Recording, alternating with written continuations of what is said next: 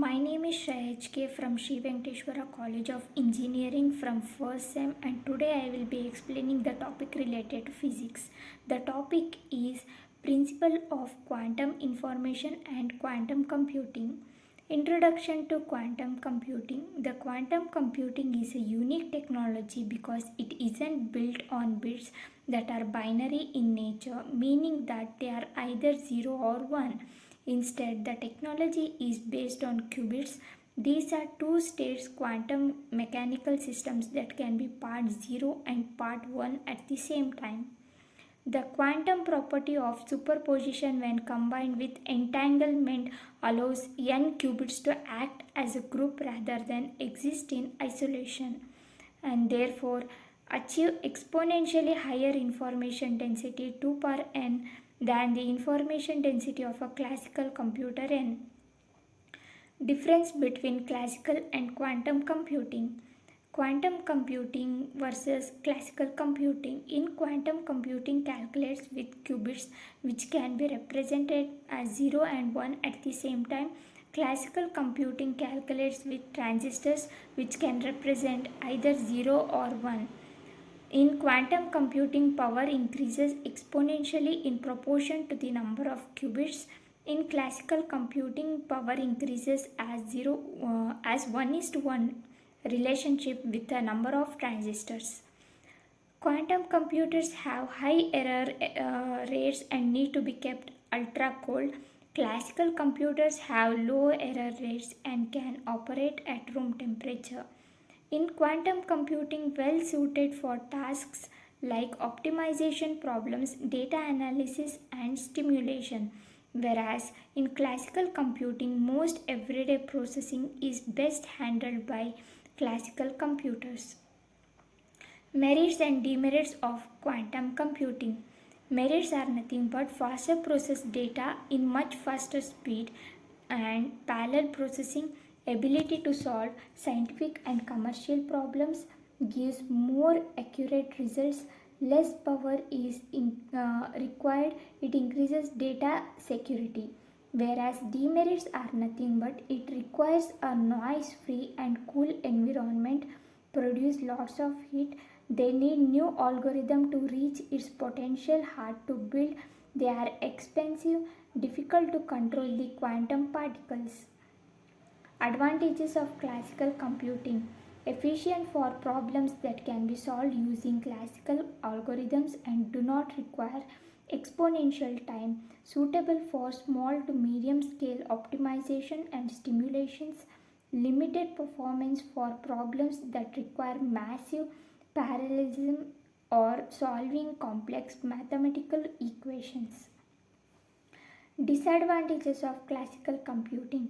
Conventional computing is inefficient when dealing with certain types of problems such as those involving large number of variables and complex relationships. Limitations of classical physics. Conventional computer systems are limited by classical physics. Moore's law. Moore's law gets its name from Intel co-founder Jordan Moore. In 1965, he predicted that the number of components in a computer chip would double every year. In 1975, he revised this to every 2 years. He observed that as computer processing power grew, each component would also get cheaper. Moore's prediction proved correct. The number of components in a chip doubled about every 18 months in the 5 decades since 1961. However, many experts believe that Moore's law will soon no longer be valid because of the effects of quantum physics. Even Moore admits that his law will eventually come to an end.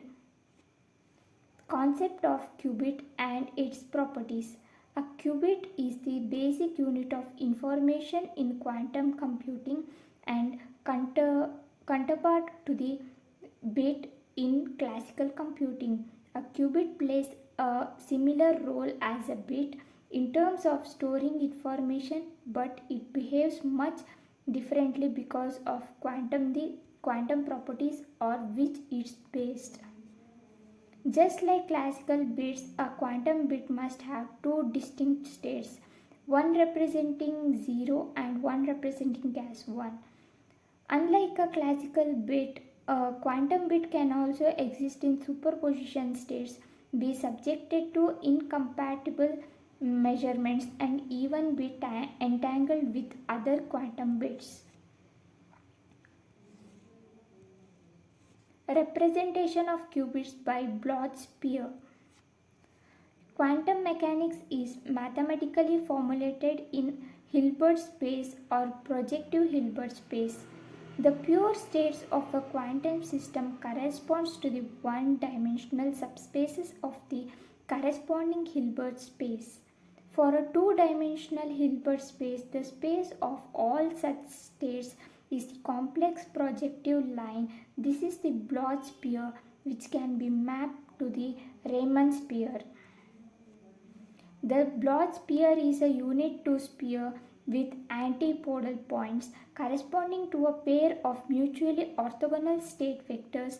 The north and south poles of the Bloch sphere are typically chosen to correspond to the standard basis vectors, which is zeros and 1 respectively, which is turn might correspond example to the spin up and spin down states of an electron. This choice is arbitrary, however, the points on the surface of the sphere correspond to the pure states of the system, whereas the interior points corresponds to the mixed states 2, 3. The Bloch sphere may be generalized to an n-level quantum system, but then the visualization is less useful. Single and two qubits and extension to n qubits. Single qubit. A single qubit has two computational basis states 0 and 1. Pictorial representation of the single qubit is as follows, which is alpha of 0 plus beta of 1. 2 qubit. In a quantum computer, 2 qubits can also represent the exact same 4 states 0, 0, 0, 1, 1, 0 or 1, 1. The difference is because of superposition, the qubits can represent all 4 at the same time. That's a bit like having 4 regular computers side by side. Extension to n qubits. A multi-qubit system of n qubits have 2 power n computational basis states. For example, a state with 4 qubits have 2 power 4 computational basis states. Thank you.